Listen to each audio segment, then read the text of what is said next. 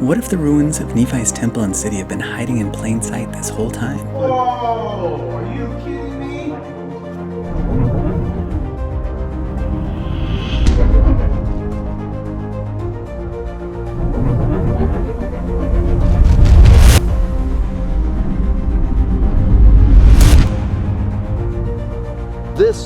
This was not just their temple, this was their classroom. Monte Alban is one of the oldest capital cities in the Americas, built high above the valley of Oaxaca in Mexico. Historians call it the ancient home of the Zapotec religious elite. I could see Nephi and all these people sitting on the steps and Nephi teaching them there. In addition to a matching layout and size, an east-facing two-column temple with an altar and cisterns much like those of Solomon's temple, as well as a location fitting well with that required by the internal model of the Book of Mormon. So, I mean, there's hardly anything like that. Total right up there. And this all dates to exactly the right date. Could this be Nephi's city and temple?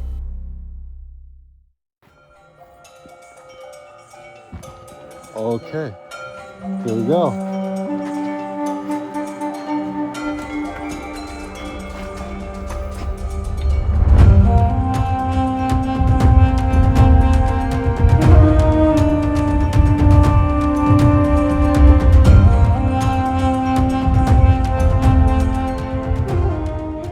So we're here at Monte Alban, and I'm going to have to say that it is a lot bigger in person. I mean, I've seen so many pictures of this place, so many videos of this place, but when you come and actually have to walk it, and your legs are tired after walking through a quarter of it, you get a lot of more appreciation for how absolutely huge this place is. I'm also really glad that we came here this time of year, because even though it's not as green as maybe it is sometimes, it's still really green. So I'm super impressed with how green it is. We just barely learned about this site up above us, how there are tunnels all over through, which I've heard that there were tombs all over through. I had not heard that there is tunnels for living residences. So I guess that there are tons of tunnels that go all the way across the entire site, which is super amazing. And anyway, we gotta head down to the observatory because I'm really excited to go see Building J. And also we gotta scout out this little solar tube and see if we can actually see the tube that heads down into the room where you can see the light go in there just on the spring and fall equinoxes every year. And I really wanna get back on the observatory and see the exact line that it faces, see if we can find out and pick out which peak it points toward, because then we can go get on Stellarium, the web program Stellarium, and we can backtrack and see exactly what stars were rising and falling at 500 and 400 BC, right over the peaks. And it's really hard on that program without knowing exactly what your declination is, like how high the mountains are. So then we got to get up there and get an exact idea of like how much higher above the horizon the mountains are, so we know exactly where the sun would rise and the stars would rise at the different key dates. And then we can go back in time and see if it actually matches up with like Day of Atonement or the spring and fall feasts. I've played with a lot. Yeah. And it's like, yeah, that seems like those fall right in line with the feasts. Confirming it at this point. Yeah. Do you think these were cisterns then? These circular things? Yeah, or were they pillars? They're pillars. Wow. Yeah, this was a covered walkway. Yeah. So these are massive pillars. And they're really similar to a place called La Quemada, which is way north. Like it's really interesting when you start going to all the temples and you see how similar some of the architecture is. Anybody do a representation of what it could have been here? Yeah, online. When we get back to the apartment, we'll find it. Because there are, in fact, even in the visitor center, I think so there was a couple drawings that showed these like with the roofs over them. There's one Mayan site, Chichen Itza, right, which is from 1000 AD. And then there's two Mexican highland sites. And this is the only early one. So to have them having writing at 500 BC, to have them have astronomical alignments at 500 BC, I think this was the predecessor. Like they're bringing in all the technology, and it must be maybe that Nephi had on the brass plates, just like a lot of information, like solar charts and all sorts of crazy stuff. So he's like introducing that to Mesoamerica. All right, we're gonna try not to lose anyone on these stairs.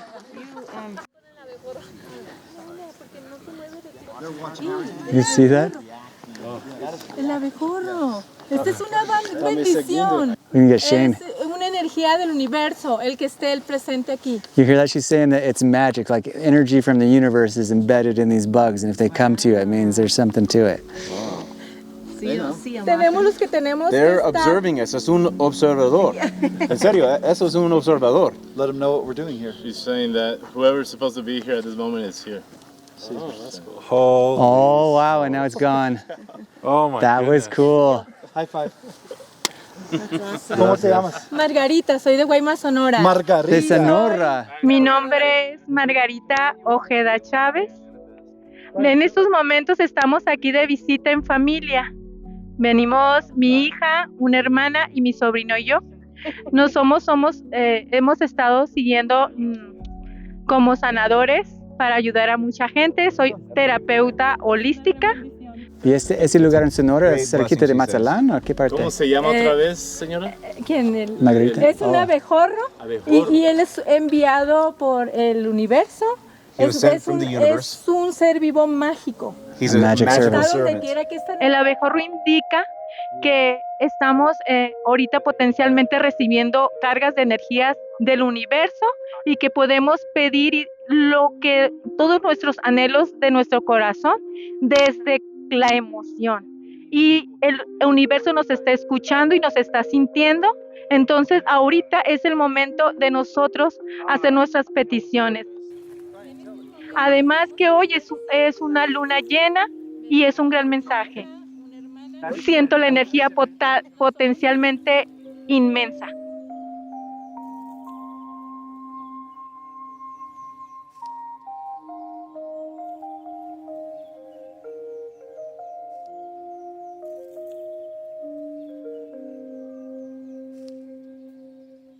Como This is an observer. Para ayudar a mucha gente. Soy I don't believe it's a manifestor, I believe it's an observer.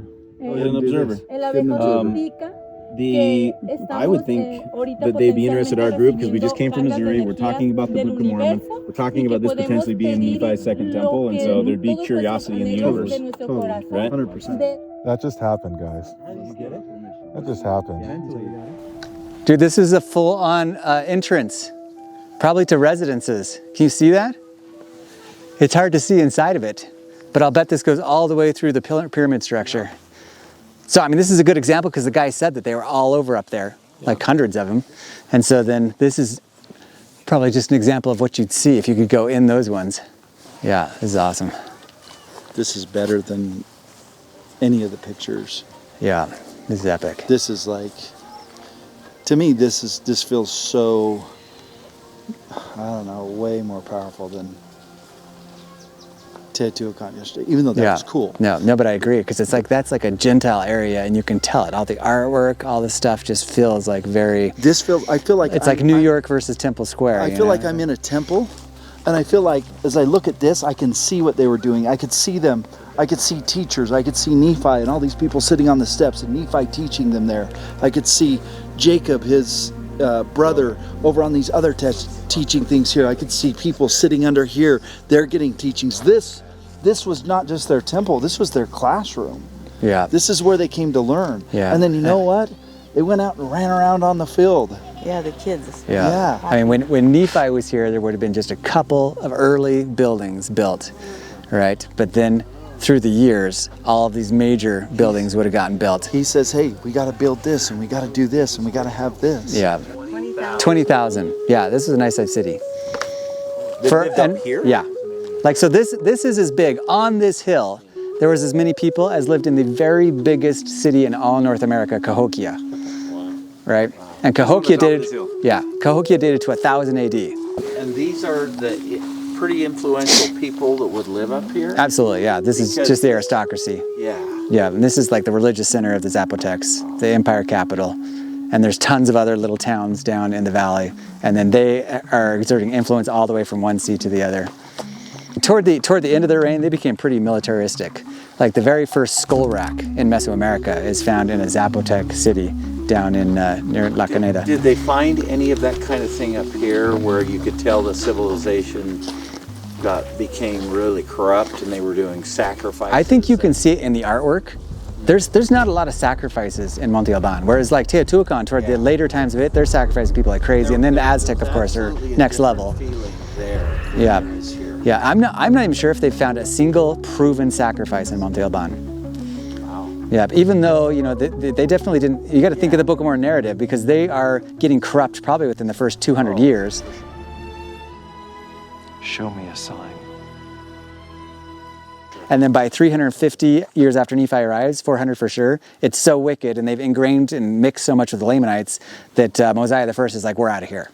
Right, and he goes and finds the people of Zarahemla and forms his own thing. Zeniff is like, I know that they're not that bad people, you know? I wanted to go back and found a settlement in my father's homeland because I knew the Lamanites weren't as bad as they said. And maybe that's because he came up here and he's like, dude, look at what they're building. Like, I know that you think that they're so wicked, and Mosiah probably thinks they're so wicked because they're probably planning on killing him because he was probably part of an elite line and there's power struggles, you know, and so, but he's like, they're not that bad because look at what they've got over there. Look, the Zapotecs are amazing. It's beautiful. Yeah, and so you could see how he came back and made a compact with the Lamanite king and was like, give us this land and give us that land and we'll pay you a bunch of taxes. But then afterwards it says that it was a trick. You know, he just wanted to captivate us. So you know, it must have been a pretty powerful people. And they can't even escape. If this was in the Mayan lands or something like that, the land of Nephi, or even if you're gonna say up in Guatemala City where everything is jungle, well, why couldn't they just leave? How could you see approaching armies like King Noah did, and how could they keep you from leaving if there's so much jungle that it'd be so easy to just disappear? But up here you can kind of see where it's like, oh, this is actually very arid. So the Middle Eastern crops would grow pretty well in the dry season. And then it's also treeless, so it'd be a lot easier for them to station kind of armies to keep people in the valley, and also easier for them to see approaching armies, you know, coming where you couldn't have that happen like down in Guatemala. Tell me what that is again. So this is called the Observatory, Building J, and it faces exactly toward those stars I was telling you that mark the spring and fall festivals, right? And it points right toward the solar tube that I told you about that marks the spring or the fall and winter equinox, fall and spring equinox. Yeah, so let's go. We'll go here and then we'll go along and then we'll cut along the front and we'll find that solar tube.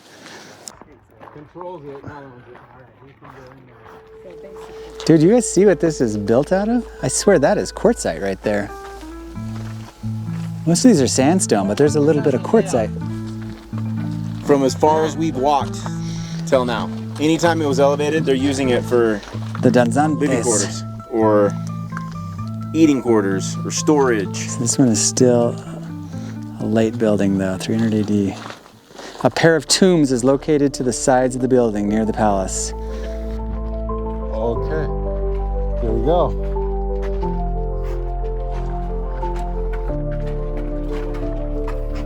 Whoa! Are you kidding me? What the? They're not only living quarters, they're art. It's not just living quarters, it's art. So I've seen so many videos of Monte Alban, but it's rare for any of them to really show these little corners. Anyway, it's kind of cool. You can see all of these that they have replicas inside of the visitor center. Here are the originals. High and low, the entire building is covered in these murals. And I know that they think that these are captives. Even though the original archaeologists kind of interpret them as dancers. But yeah, I don't buy the captives thing after looking at them here.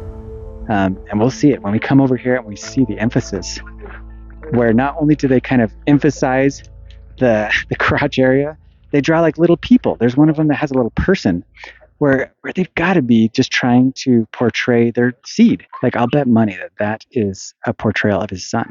Like, these are obviously showing something to do with their seed or progeny, not the fact that they've got like genital mutilation to captives going on. That would make no sense. Why would you put a little person right there with that symbol?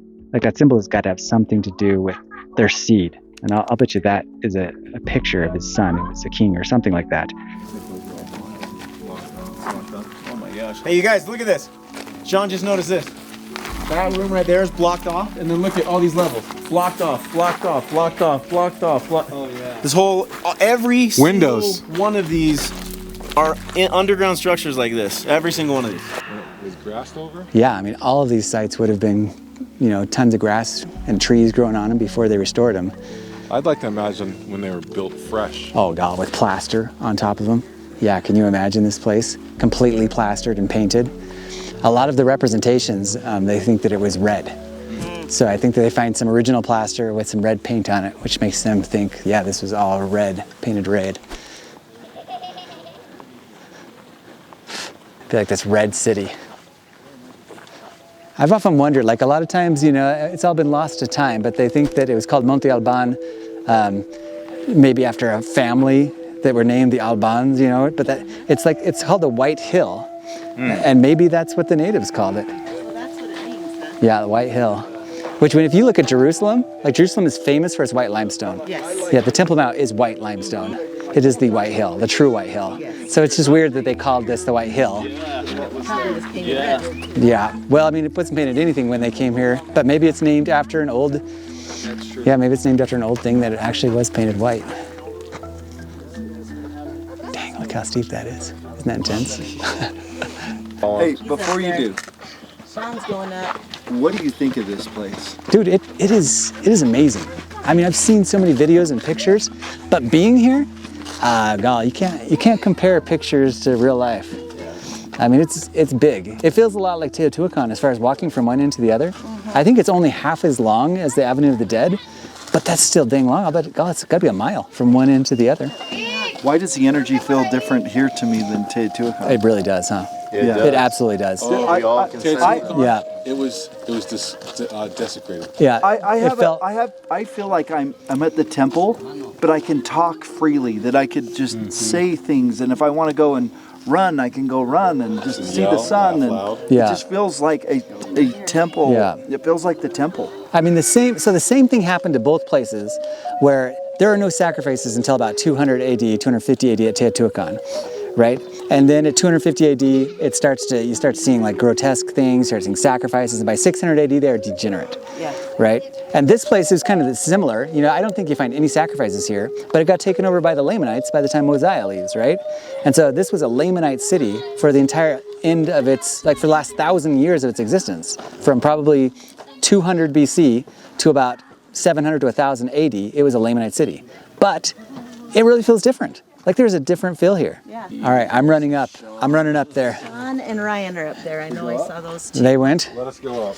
Okay, we will go up. It's steep. Pretty much all of these pyramids in Mesoamerica are insanely steep. But look at this. I'm only 2/3 of the way up. And the view already is amazing. You see the clouds on those mountains. So David and I, we just came up a big hill, and boom, there's this tree right here. David, what did you call it in Spanish? El árbol de la vida. Which means tree of life. Dude, that cannot be coincidence. That had to be planted. You come up all those stairs. For real. And then you see. That had to be planted. I mean, that's probably recent, but there's no way. It's perfectly centered. But look, those roots look like it's not brand new. Yeah, well, who knows? Maybe it's like the 5th generation of tree that was. But think of it. Here. Think of the idea of walking up the temple. Yeah, that's cool. We got to get a And shot you of see the that. tree of life. My goodness. That is really cool. Like, and even if they planted it, how could they know the symbolism of that tree right in the middle of this thing at the top? Yeah. So you have to walk. Think of it. You come up the mountain. It's like you go through the temple ceremony almost. You go through the whole temple whole ceremony initiation. to get to the celestial room or the tree of life. Yeah. Which is on the veil in the main temple. And this is completely veiled. You don't even know this is here until you walk up all those stairs. Yeah, I didn't even notice it from across the way. I don't think you can see it because these trees are in the way. No, you can't see it. Oh, do you feel it? Yeah, ground to this tree right here. Oh. Look at all the roots though, they're so thick. Yeah. If you did it right here at the base. Yeah. Could it be from then? We gotta find out more about this tree. Take a picture of the leaves and let's get a shot later so we can find out how long these kind of trees live. As we come in through the front, and it's like you have to walk through all these temple complexes. So it's almost like the temple and all the different initiation ceremonies and corridors until you make it to the final temple, and this is like the veil. And you got to go up all the steepest stairs in the entire thing by far. And then you're tired. Like by the time I'm in shape, I got the top of that thing, and I'm like, dang, that's a climb. 3 steps, and he saw me slow down. He's like, you got this. We get up here, and as soon as we walk in over, like he was standing there, and I felt like this draw. I'm like, I got to go back there. And I walked back there, and boom, there's this tree right in the middle. Vida. And that's what he said. Say, what is? Árbol de la vida. Tree of life. Tree of life. Yeah, and it's like the greenest, most symmetrical tree in the entire complex. And then the song that just iconic. came on. Dead center. Yeah, dead center. Listen, the song that just came on while we're listening to, it's called Glorious. Nice. So that's awesome. Rise up. That's awesome. Yeah, this would be like the gateway to the Holy of Holies, you know, like the veil right before the Holy of Holies, Right. supposedly with the tree on it. So then we have one more ascension to do. We get to the top of that, and it's like that's the throne of God. Yeah. I don't even see, were there stairs around that side? No, you can't get up there? We just saw the tree of life. I'm going to say something. The thing about this location is during this time when Nephi would have been here, the Jews, a certain sects or certain groups of Jews would have known about the tree of life and its symbolism Yeah. to Heavenly Mother. And we've ascended through the bottom of the mountain. We came up the bottom of the mountain by car. I would love to do this by foot. Truthfully, I'd love to do this. And we hike up from the bottom. We walk up and we go to the visitor center. And then we go all the way through.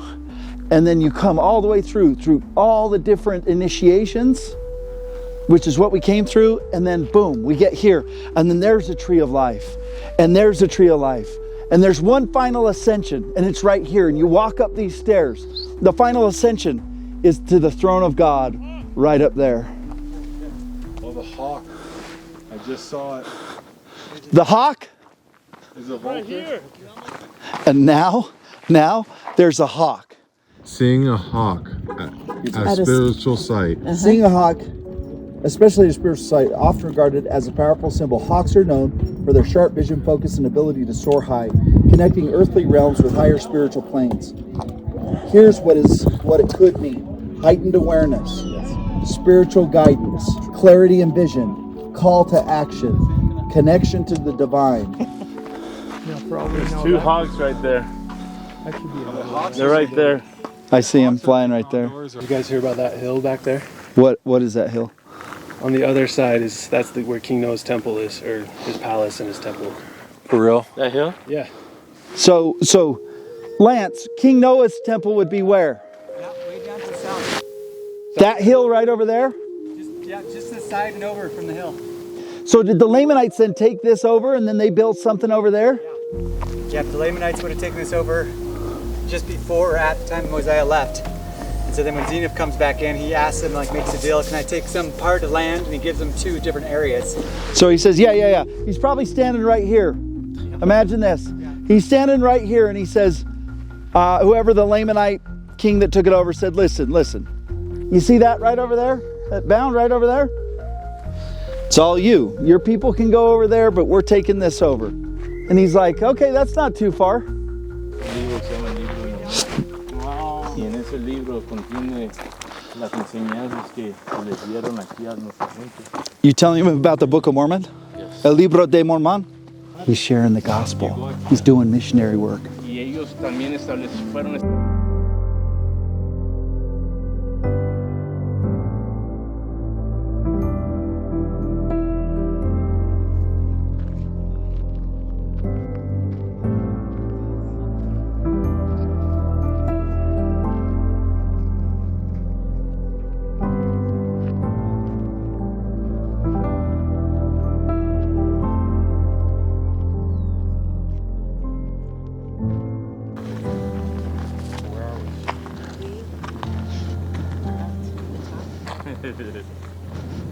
Wow. What is this? Okay. The relief here is so different than in pictures. I didn't never expect this to be so sunken. But you see it? You see the two columns? Picture a building right there with two rooms right outside the two columns. This is also east-facing two-column temple. Also east-facing two-column temple. Were there structures on top of this? Yeah, all of this. Every pyramid would have had some kind of house on it. And somebody like this just one. came in and desecrated it, didn't they? I mean, the site lasted like 1,200 years. And so most of what you even see here is going to be built like over the years. A lot of this stuff was built after the time of Christ. But I will show the picture of the original building, which is shaped just like the Temple of Solomon. Did Christ come here? I don't know. I don't know if they came in the land of Nephi. But they definitely have a mythology that they gave to the early Spanish chroniclers that Quetzalcoatl came here. He came here. Yeah. He came here. He touched down here. I mean, it's totally the religious center of all of southern Mexico, really. He touched down here, no question. Who? Christ? Christ touched down here. There's no question. Other sheep. These were many of his sheep. Right over our head. All right, so you guys now, hopefully this will be more meaningful to you when you see this picture in the future. Okay. Right, you can tell how huge this place actually is. Right, so you have all these different complexes, and I just want to point out a couple of them. Right, so this right here, do you see this little building right there? It's hiding right behind the main complex. This center complex right here is the main temple. Oh. Right, so it has 2 columns, 2 rooms, exactly east facing. That's super strange for Mesoamerica. They don't put things east-west, right? And you see the size of the altar?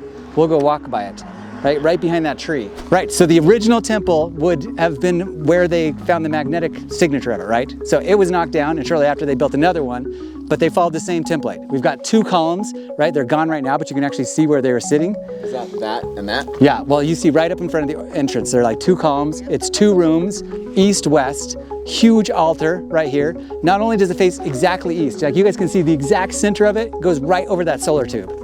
So they are very interested in knowing exactly when the spring and fall equinoxes are, right? Because that's what the solar tube tells you. Is that where the hole is? That's where the hole, yeah, right there you've got a hole, and there's a room down underneath there. Pointing exactly 90 degrees east. Yeah, and there are pictures under there where you can see that tube goes directly down. And then this is the observatory. Do you see how it's facing exactly that direction? This is exactly 90 degrees east. Yeah, yeah. So, I mean, there's hardly anything like that. Total right up there. And this all dates to exactly the right date. There's no other east-facing 2-room, 2-column temple facing just like that. There's a massive altar right in the front of it with astronomical alignments, not only with the spring and fall solstice, but with the rising of Capella, which is totally important in the Canaanite and Jewish religious system, right? I mean, this place is like spot on. There's nothing else that compares. And then behind it, we will see how there's actually, they did LiDAR, because this temple was built a little lighter. So you've got these magnetic resonance things that they do that shows that the old temple was even bigger and was shaped just like the Temple of Solomon's courtyard, right? With 2 columns, 2 temples. And facing. And then they built the new one after the same pattern, right? Does that make sense? Yeah. All of them, 2 columns. And then these right here, you know how the original temple had 10 movable altars? Do you remember that? No. And then not only that, these right here are cisterns. Like in Jerusalem, they still have cisterns next to the basin, where the basin was, because that's where they capture all the rainwater to fill up the basin. Yeah. So I was like, what are the chances that you have an east-facing 2-column, 2-room temple with altars, with things that look like these movable altars as well, with cisterns? Yeah. Okay, and not only that, this building right here, that tube I was telling you about before, right? That captures the equinox, so they know exactly when the spring and fall equinoxes are, right? So that they can base their spring and fall festivals off of that. And then this faces exactly, it's like 40 degrees north, so you know exactly when Capella rises, which is right around the times of the Day of Atonement, right? The fall feast.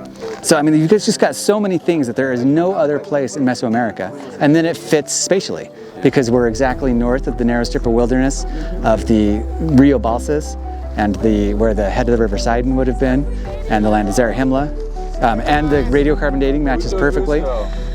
And we have these other places, like where we were talking about that we'd go visit, where another group came in and built a city right at like 150 BC, like we'd expect from Xenoph, and it only lasts for like 70 years and then gets destroyed. And if we have time, we're going to try and go up in these mountains, right? But these would be the forests of Mormon. So there's tons of, these are the cloud forests, and people are called the people of the cloud, right? Almost like the people of heaven, right? And then on the other side of it, there's all these little rivers and waterfalls and eco parks, because it's this beautiful jungle with tons of conifer trees, right? Like really famous in the Mixtec mythology as well. And so then it kind of makes sense, yeah, that seems like that's probably wherever the forests of Mormon, the waters of Mormon, this famous place that all the Nephites knew, right? Because they can get all their lumber, and that's all the water from the valley comes there. That's the headwaters of all the main rivers that come through here. Like this site, anyway, if you look at what we're seeing down there with the 2 columns, and I mean, just picture in your mind, like that's what Solomon's temple looked like, and it wasn't that big, right? And it had 2 rooms and 2 columns, and it probably did have stairs. A lot of people think that the altars didn't have stairs because it says they're supposed to be ramps. Who knows whether they kept that rule from Deuteronomy or not, but it's only the main altar that had that rule. Most likely the temple itself did have stairs, but I mean, I picture it just like they had like all these mini temples around here that are patterned after the main temple. This is the other thing that is a super good fit that I've never seen any other archaeological site. Okay, this is from a paper by Joyce and Flannery. Okay. Do you see where they put right here, this BZ? Yeah. Right, the BZ is like a, what do they call it? Like a demilitarized no man's land between two major factions within the valley. So they actually find evidence that in this valley and in this valley, the people were kind of at war with each other. And no one would build in this like treaty area or something between the two valley arms, which matches perfectly with what you'd expect when the Lamanites come in right after Nephi. And the Nephites inhabit one arm of the valley, the Lamanites inhabit the other arm of the valley, and they're constantly warring against each other. And they make a treaty and make kind of like this demilitarized no-build zone. Yeah, what kinds? So they just didn't find anything right through there? Yeah, How would they know? So basically this valley is full of archaeological ruins. I mean, tons of houses. And then there's this strip. Yep, where, Just nothing. exactly. Yep, which is like, that's strange. And they find kind of slightly different cultural aspects in these two arms. Okay. Right, and so it's like, why do we have different cultural aspects? There must have been some kind of distinct division between the people. So the people in one arm of the valley were different than the other arm of the valley. And there's a lot of evidence of warfare, and I think they find evidence within San Jose Migote of when it was destroyed, where they're thinking the people who destroyed this might have come from the other arm of the valley. I feel like I'm in a temple. This was not just their temple, this was their classroom. Yeah. This is where they came to learn. Look at this site. You tell me this isn't the temple of Nephi. You give me another site that has all of these components and tell me that that's the temple of Nephi. Christ touched down. Oh, yeah. There's no question. Other sheep, these were many of his sheep.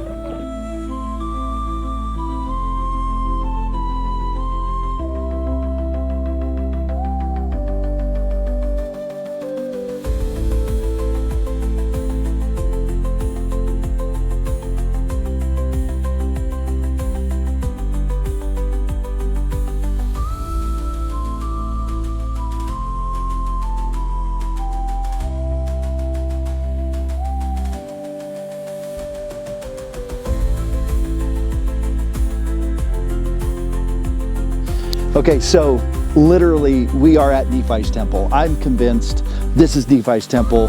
The way that you can know this is you got to come here. You got to experience it. You got to have your own personal revelation, your own personal witness. But for me, this is Nephi's temple.